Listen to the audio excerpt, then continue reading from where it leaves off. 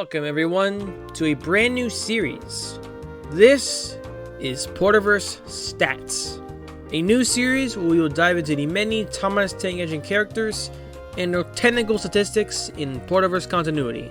Basically, their strengths, their build dates, classification, and any major changes to the mechanics over the years. We shall dedicate an episode to each major character, starting with the famous 11, at least ones of note, and then a few of my OCs later down the line, especially the freelance designs. Those are going to be fun. Just a heads up, this series will cover AU versions of the characters, not the official ones, so things will be different. Just a heads up, this isn't any covering official canon stuff. I also want to shout out Fan of Hero, as his series called Soto Profiles was a big inspiration for this. And also, Porterverse Stats episodes will be generally shorter than my other videos, as I want these to be digestible and binge-worthy once more are made. So let's kick off this brand new series with the number one engine himself, Thomas the Tank Engine. Welcome everyone to Porterverse Stats.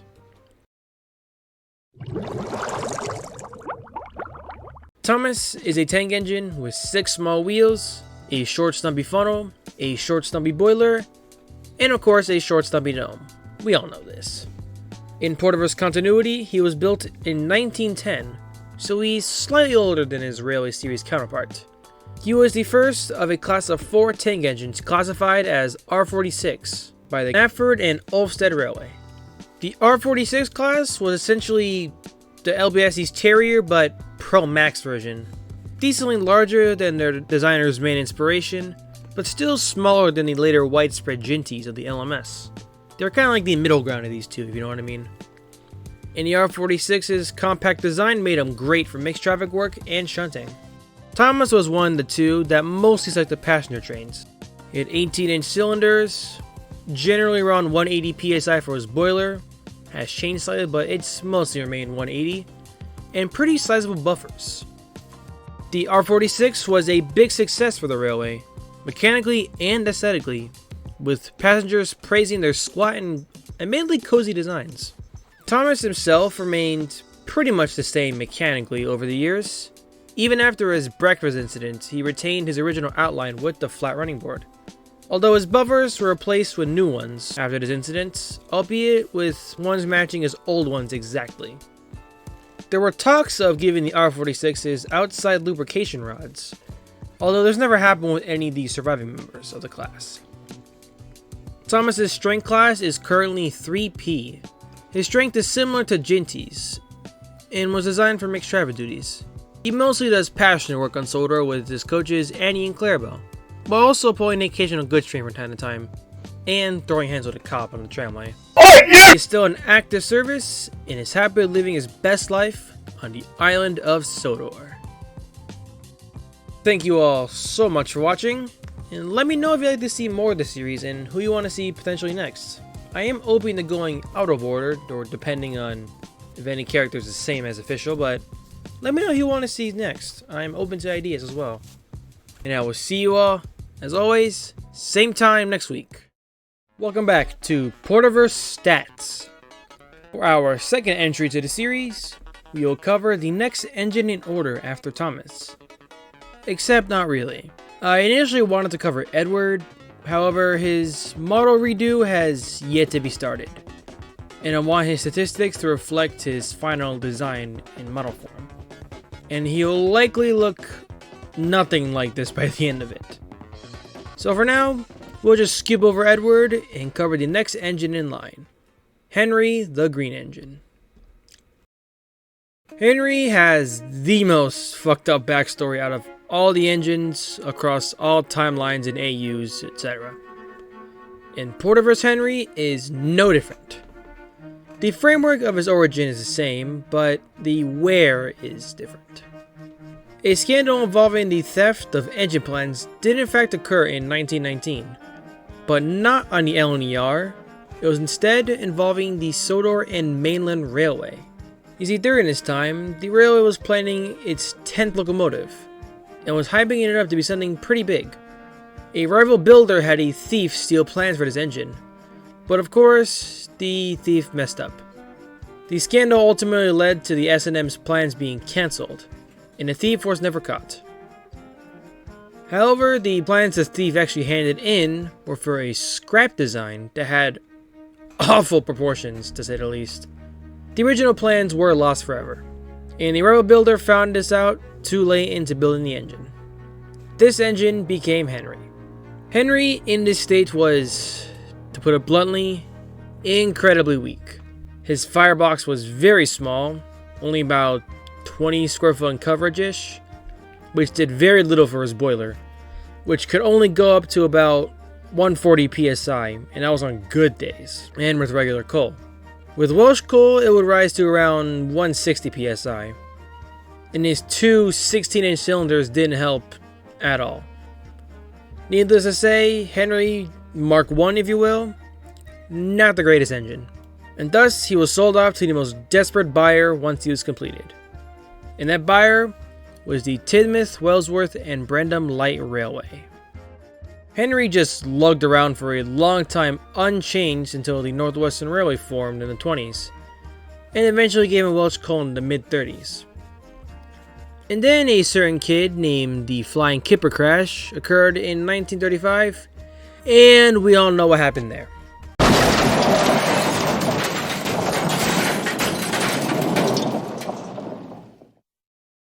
This crash nearly killed Henry.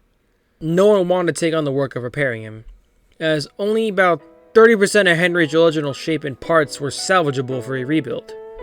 And many of the workshops on the mainland felt it would be best to just scrap Henry, rather than go through all the trouble to rebuild him. Thomas I did not want this to happen, and he pulled some deep strings to save Henry, even having his own son overseas draw blueprints just for him. Charles Hatch was an engine designer for the Big City Railroad during this time, and so he designed the new plans for Henry Mark II, as he called it. The overhaul took over a year to complete, and Henry emerged from the works completely reborn. Henry Mark II, as it was called, was a much stronger engine. His firebox was more than tripled in size, and his boiler pressure jumped to an incredible 215 psi. His driving wheels were now 6 feet 8 inches, same as a few 10-wheelers common in the UK, and was now a 3-cylinder locomotive with 18-inch cylinder diameters.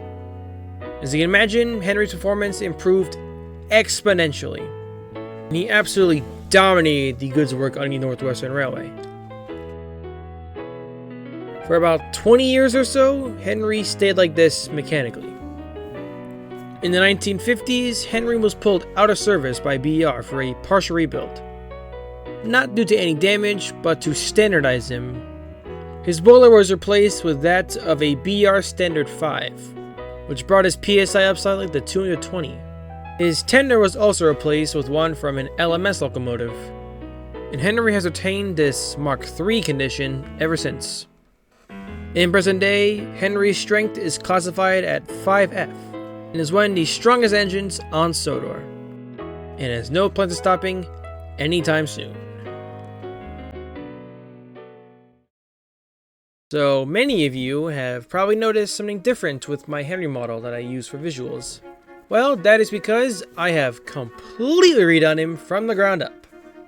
Henry was one of the oldest models I had, and I was really wanting to redo him and make him more than just a ready-to-run repaint. And I am much happier with this outcome than before. And I finally have rebuilt Henry, and he'll be getting a showcase as the next video. I'm really excited for that. The modeling process for this was so much fun, and I cannot wait for you all to see how I made him. Thank you all very much for watching, and I will see you all same time next week. For this episode of Porterverse Stats, the engine of focus will be Gordon the Big Engine. We will go over his mechanical statistics and all of his mods over the years, including some backstory, but just a smidge, to contextualize everything. Disclaimer before we continue, all the information in this video is purely headcanon, not official, it's all just AU lore, just heads up there. Without further ado, let's begin. In Porterverse continuity, Gordon is straight up an A1. an early member of the class as well. However, he was built outside the numbering scheme. Why, you ask? Well, the LNER was very much aware of the situation on Sodor with its railways. The awkward placement of the islands led to disputes with the regions.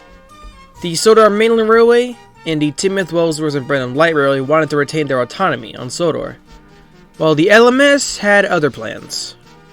The LNER saw all this happening and decided to one-up its biggest rival. This new A1 they built specifically to be sent to Sodor was Gordon. He was shipped over specifically to turn around the express services and speed up the connection of Sodor's two old railways. And the connection of the two railways would eventually lead to the birth of the Northwestern Railway. And Gordon's presence led to the express service skyrocketing performance. So much so that the NWR was able to operate on its own, independent of the Big Four railways. The LMS officially backed off in 1923. The Northwestern Railway was officially born, and Gordon was now its primary express engine. The statistics are basically exactly the same as the early A1s at this time. All the immense power, presence, and design and all. A few years go by without any mods, really just regular maintenance here and there. In 1928, one of his first updates would come along in the form of a new tender. Gordon received a brand new corridor tender from the LNER. This increased his range substantially, although no changes were made to Gordon himself. In 1931, Gordon received some mods of the works. Custom smoke deflectors were the most notable thing added. However, they only lasted a few months before flying off. It was only a trial run, as the design was just very new, and Gordon himself found them ugly. He was glad to have gotten rid of them. In 1937, after years of various mods and tweaks to his overall appearance, it was decided it would be best to send Gordon the Doncaster to be upgraded into an A3 locomotive. He returned with the majority of the mods, however some elements stayed the same due to his Sodor mods preventing some from happening.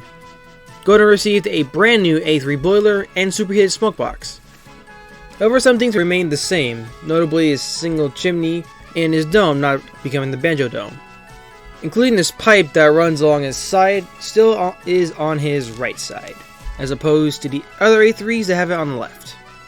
Gordon was now an A3, and a unique one at that due to his Sodor mods. There was no rebuild that crew to turn him into some weird 2-cylinder engine with LMS chassis. Fuck that. It doesn't make any sense. We're not doing that. It was fine before. Why are we doing? Yeah, if you couldn't tell, I personally hate Gordon's crew rebuild in the Railway Series, so it just doesn't happen in my AU. Sorry, Railway Series purists. And, that's it. Gordon has remained the same since then.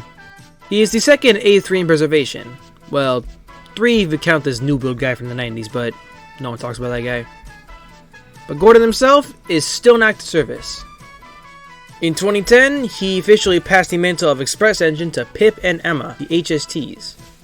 Gordon nowadays spends his time pulling high-speed mainline locals and attending LNER events on the mainland. He may be up there somewhat in age, but Gordon the high-speed engine shows absolutely zero signs of slowing down anytime soon. And that, my friends, were the Porterverse statistics of Gordon the Big Engine. Nothing too crazy really, but I found it was kind of interesting to develop and stuff. Let me know what y'all think.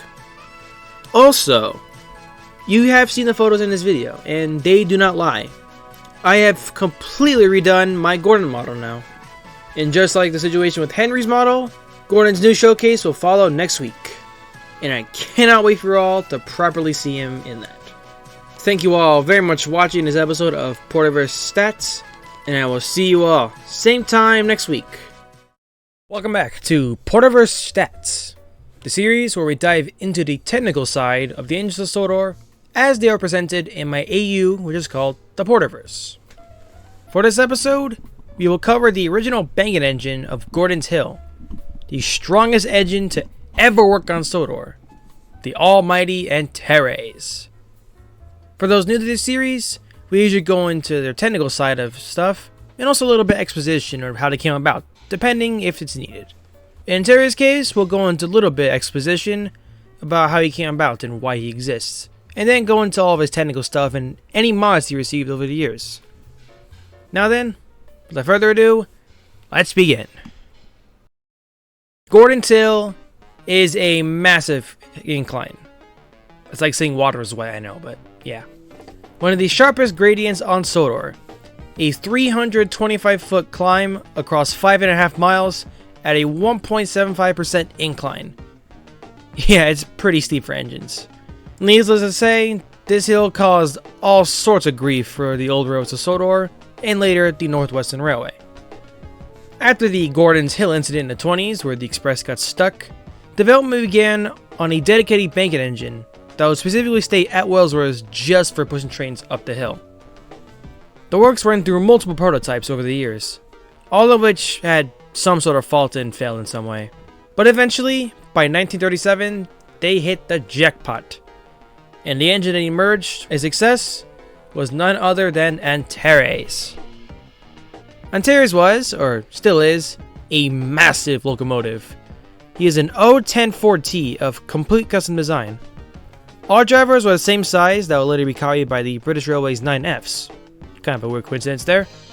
The valve gear was also a custom design, though it wouldn't be untrue to say that DLMS's Big Bertha was inspiration. Antares weighed 75 tons and had initial boiler pressure of 190 psi, an attractive effort of 43,000 pounds per force exactly. Antares had 4 trailing wheels purely to accommodate his bunker and stability when reversing down the hill, as he'd been mostly just going up and down all day every day. Antares also had a single dome on top in his original condition, and also a standard funnel. Antares was a massive success. He banked so many trains up Gordon's Hill for around 20 years or so with ease. Antares would also wear Northwestern Indigo, a livery unique only to him for the longest time. 1957 was when British Railway started breathing down the Northwestern region's neck. You see, during this time, the heads of BR wanted the region to use more diesels, hence why diesel showed up in the 50s. They also wanted Antares scrapped and replaced with a 9F, as they had done with Big Bertha. Charles Hatt, having a slight factor in the design, was not keen on doing this, especially after how Diesel's visit came out. He effectively told them to piss off, and he said he will have Antares completely overhauled with his own designs, and he would pay for it partly himself. British Railways begrudgingly agreed, and the overhaul commenced. Antares was taken out of service right when Duck was being sent to Wellsworth during his whole time with Diesel and everything. Duck and Thorkel, and sometimes Edward, would fill in for Antares during his overhaul. The few months of agony pushing these trains up this steep hill were quick, at least, as Antares returned a few months later and much stronger than before. Antares, in his rebuild condition, saw his boiler pressure increase to 220 psi. His sandboxes were placed on top of his boiler, akin to the likes of Porter over at Napa Harbor. All 4 of his cylinders were increased in size to about 20 inches. He was also given a superheated smoke box as well, a little nod from the A3s. His cold bunker capacity was increased slightly, going in between his windows, and even his cab windows were replaced with larger ones for better visibility. And on top of all of that, he was also given a Giesel ejector funnel to somewhat minimize waste. Even though this didn't do much, it still stayed regardless. Antares emerged in his rebuilt state with attractive effort now increased to over 45,000 pounds per force and some change. Yeah, bro was freaking jacked for a steam engine. If BR didn't ignore him in the charts out of embarrassment, Antares would technically be classified as a 10F, I guess. More like 9 and change, I believe, but yeah, he's pretty powerful. And Antares was now stronger than ever before, banking even larger trains than before with more ease. His original Indigo livery returned in the early 70s, replacing his boring BR Black livery. Antares would later be joined by Bell, and she would become the secondary banker. While not as strong in terms of design, she would also fill in for lighter trains and whenever Antares was on maintenance or on a break.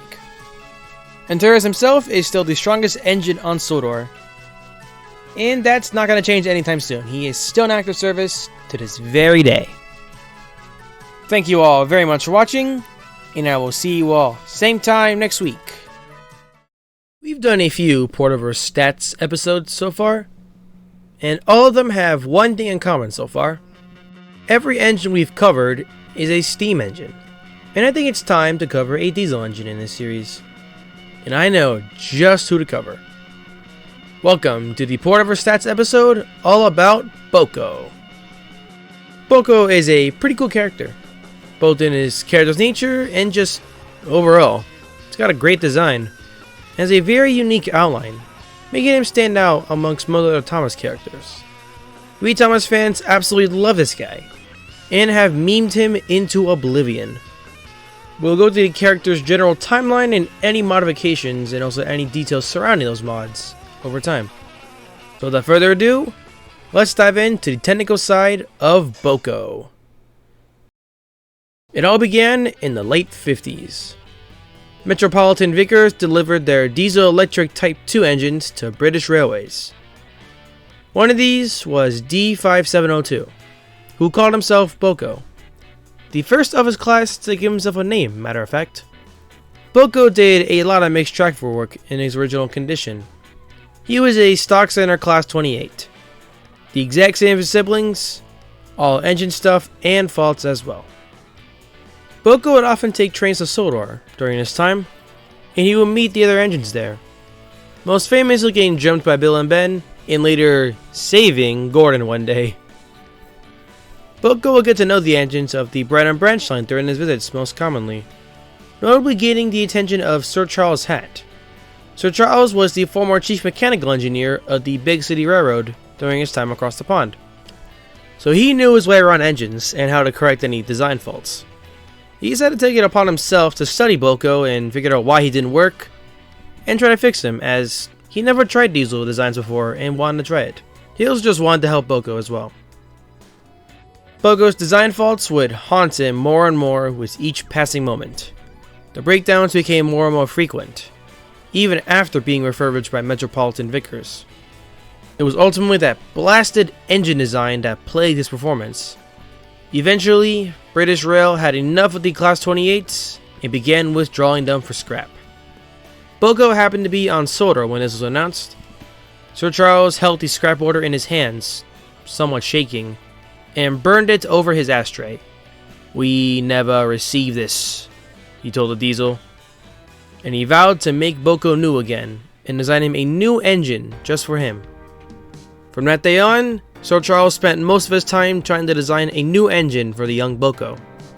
For almost a full year, Sir Charles spent all of his time either fighting British Rail in the courtroom to save his region's steam engines, or scribbling blueprints for Boco in his office, desperate to save the engine in the long run.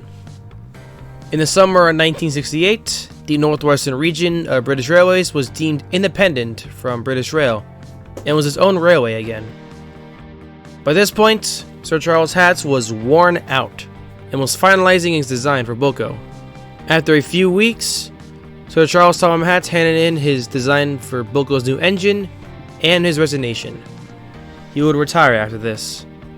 Boco's new engine would be the final gift of Sir Charles Hatt. After some time in the works, Boco finally emerged as a working engine, now in Northwestern Green as well. His Crosley engine was completely replaced with a custom design by Charles Hatt himself. It was pretty much the same for the most parts. The Crosley was used as a basis, although most of the faults were corrected. In fact, all of them were corrected and just mostly eradicated. Disclaimer, I don't know anything about diesel engines, so if anything doesn't make sense, just let me know. I don't know anything. Whatever Sir Charles did, it worked incredibly well. Boco's tractive effort went up to around 51,000 pounds per force. His horsepower jumped from 1,200 to 1,300 horsepower, and even his top speed saw an increase. It went from 75 miles per hour to around 82 miles per hour, and his old top speed was now comfortable for him to hit. His new engine was basically a Crosley Plus, if you know what I mean. Boco was now a properly working engine, so much so the number of breakdowns between then and as of now 2026 is still in the single digits. It's pretty crazy. Now by this point you're probably all thinking, Well, gee, FirePorter, if Boco was fully fixed in this AU, what about the IRL preserved Class 28? Well, you see, Sir Charles never publicly released the blueprints for his improved Crosley engine. The Northwestern Railway maintains exclusive rights to it. And also the legality of the design is kind of gray, as it involved the basis of the Crosley engine, so that's a little weird there. But the owners of D5705 have been trying to work with the Northwestern Railway and get those designs released. Although we don't know anything about that just yet. But who knows? One day we might see more than one fully working Class 28 on the rails again. But that is for the future to decide. And that was Boco's stats in the Porterverse. Nothing too crazy, though it was fun to explore the technical side of a diesel for a change, as opposed to all these steam engines I've covered so far. I had a lot of fun making this one. It's pretty cool. Thank you all very much for watching this episode of Porterverse Stats, and I will see you all same time next week. It is time we center a true oddball engine. Welcome back to Porterverse Stats. This episode is dedicated to the one and only Percy the Small Engine. This is an episode I have been pretty excited to make. Percy has always been the weird engine of the franchise in terms of his design. His basis is not pinned down to any single engine. That makes it fun. For this episode, we'll explain Percy's origin, to further contextualize how he came to be, why he looks the way he does, and all of his mechanical statistics as usual, as well as any mods he received over the years. Without further ado, let's begin. It all began with a strike. Tensions between the engines and railway management came to a head, and a lot of the big engines went on strike. They demanded there be a dedicated engine solely for pilot duties at Knapford, the Northwestern Railway's terminus station. The engines were going back and forth with each other for days about this, but eventually Tom had a new engine built for pilot duties. He designed the engine himself. In a matter of months, Percy was built. He worked at Knapford for about 30 years or so before passing the mantle on to Duck when he arrived. Presently, Percy works on Thomas's branch line, handling mostly goods duties. In terms of his design, Percy carries traits from all sorts of builders. His chassis is similar to that of the LMS Pug. His saddle tank is similar in shape to engines of Andrew Barclay, and, well, any other saddle tank really. His exposed smoke box and presence of a rear bunker were traits taken from very niche engine designs. Well, you got me. By all accounts, it doesn't make sense. Somehow, someway, Percy emerged a pretty powerful engine for his size. His power class is 1F. He's also pretty fast, top speed of around 53 miles per hour, although he usually travels around 30 to 40-ish on the regular. Percy has had a few mods over the years, nothing crazy really. Mostly his frames had to be changed and strengthened at least twice now, no doubt due to his very high accident count. Hence the handful of scars on his face. This is easily the shortest episode of Porterverse Stats to date. That's because I don't really have much to say regarding Percy really, as that would kind of defeat the purpose, you know? The mystery regarding his technical side is the whole point, you know? That's what makes it fun. Thank you all very much for watching, and I will see you all same time next week. And now, folks, it's time to say goodnight. We sincerely appreciate your patronage and hope we've succeeded in bringing you an enjoyable evening of entertainment. Please drive home carefully and come back again soon. Good night.